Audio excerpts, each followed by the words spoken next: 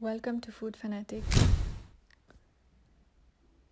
Mix 3 cups plain flour, 2 teaspoons sugar, half teaspoon salt, 1 teaspoon yeast,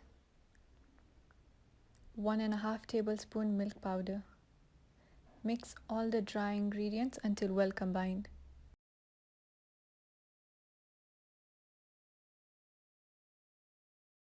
Add 1/4 cup oil.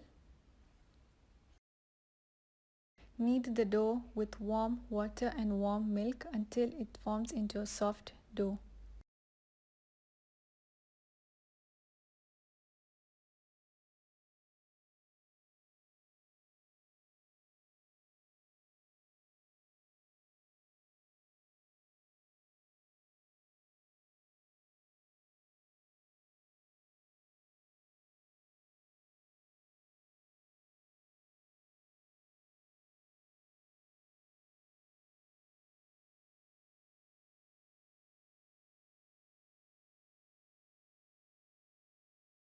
Cover and leave in a warm place for 1 hour.